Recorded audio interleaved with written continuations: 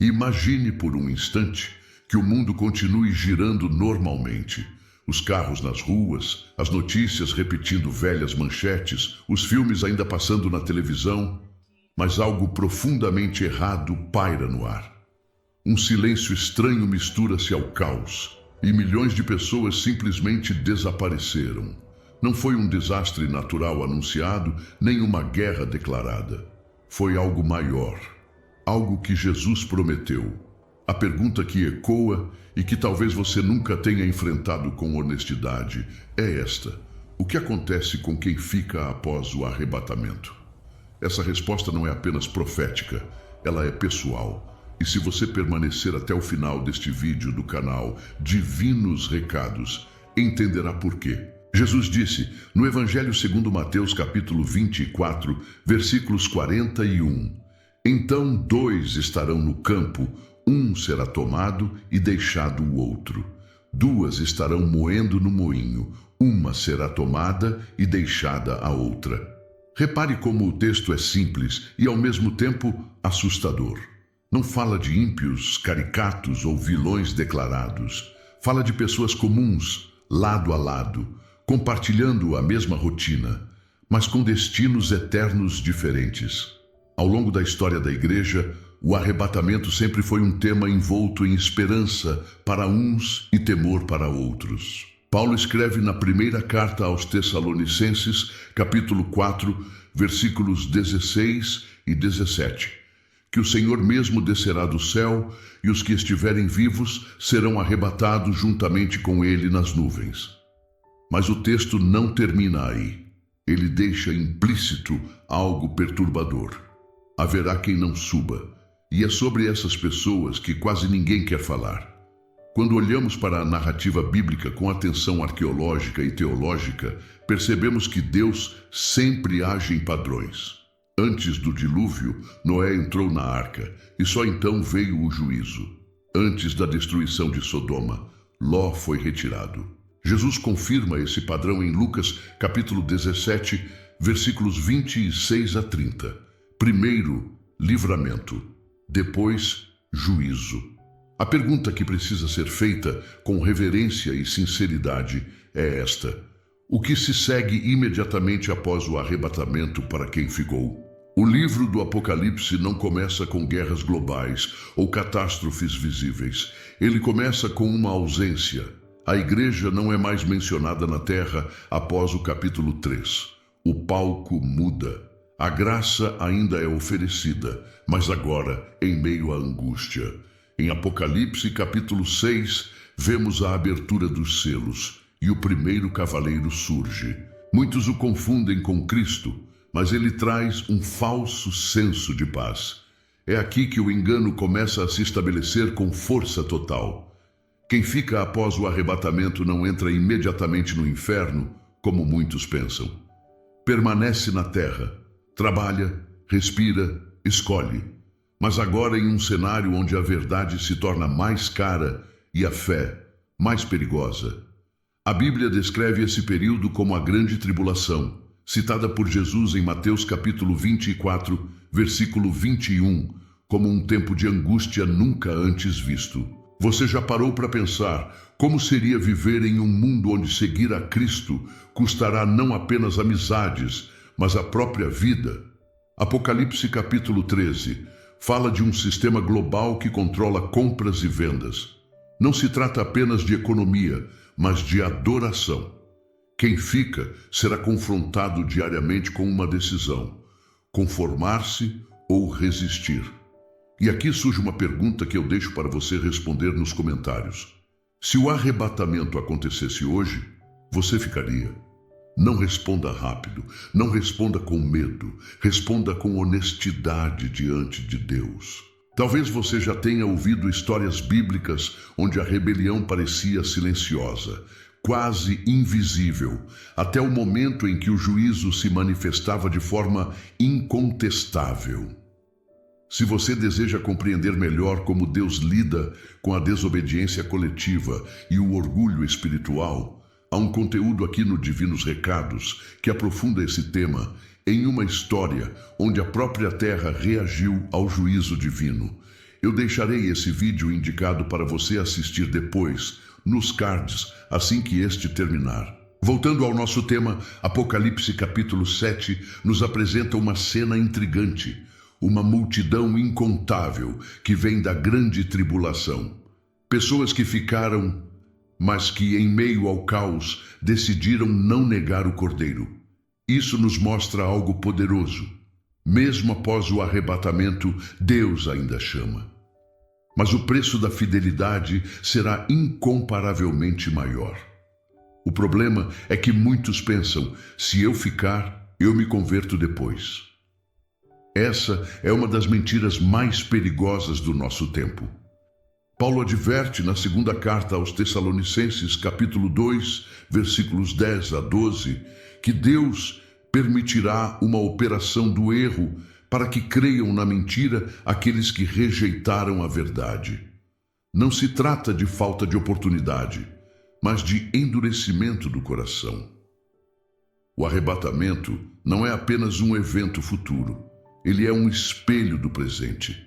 Ele revela quem vive uma fé de conveniência e quem vive uma fé de rendição.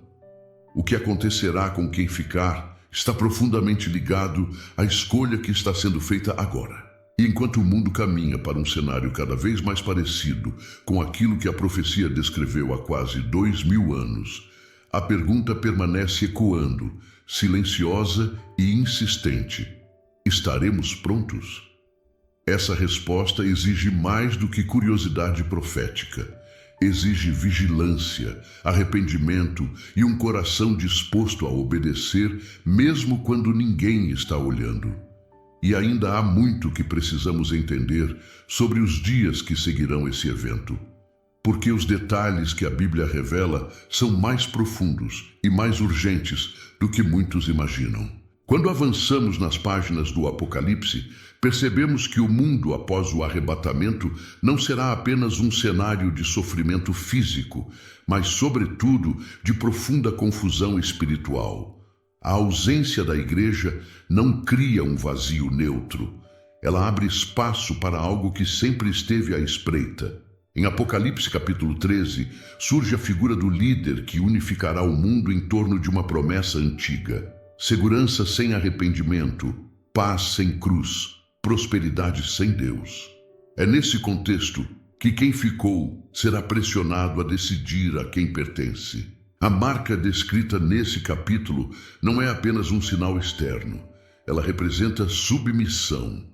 Representa escolher sobreviver negando aquilo que antes foi ignorado. Muitos perceberão tarde demais que o arrebatamento não foi um mito, nem exagero teológico, mas um ato de misericórdia que antecedeu o juízo. E nesse ponto, viver será resistir todos os dias. Apocalipse capítulo 6 descreve fome, guerras, colapso social. Mas o mais impressionante não é o caos visível, é a reação humana. O texto diz que os homens clamarão às montanhas que caiam sobre eles, tentando se esconder da ira do Cordeiro. Isso é profundamente paradoxal. Eles não temem o anticristo, mas aquele que foi rejeitado por amor. Isso nos ensina que o problema nunca foi falta de evidência, mas falta de rendição. Quem fica ouvirá testemunhos poderosos. Apocalipse, capítulo 11, fala de duas testemunhas que profetizarão com autoridade sobrenatural. Muitos reconhecerão ali a verdade. Outros endurecerão ainda mais o coração. A Bíblia mostra que sinais, por si só, não produzem arrependimento quando o coração já decidiu não obedecer. Talvez você esteja se perguntando: ainda haverá salvação para quem ficar? A resposta bíblica é sim, mas não sem custo. Apocalipse capítulo 20, versículo 4, descreve aqueles que não adoraram a besta, nem receberam sua marca e pagaram com a própria vida. Eles escolheram perder tudo para ganhar a eternidade. Isso nos confronta com uma pergunta incômoda, porém necessária. Estamos dispostos a perder algo agora para não perder tudo depois? Jesus, em Mateus capítulo 24, versículo 13, foi direto: mas aquele que perseverar até o fim será salvo. A perseverança, nesse contexto, não é conforto espiritual, é fidelidade sob ameaça. E quanto mais estudamos esse período, mais percebemos que a maior tragédia não será econômica ou política, mas espiritual. Pessoas que ouviram a verdade a vida inteira, mas decidiram adiá-la. É por isso que este tema não deve gerar medo, mas despertamento. O arrebatamento não é um escape para privilegiados, é um convite diário à vigilância.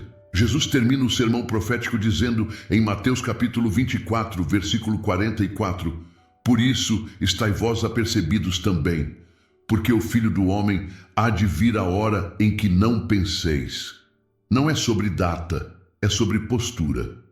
Aqui no Divinos Recados, nós sempre lembramos que a profecia não foi dada para satisfazer curiosidade, mas para transformar comportamento.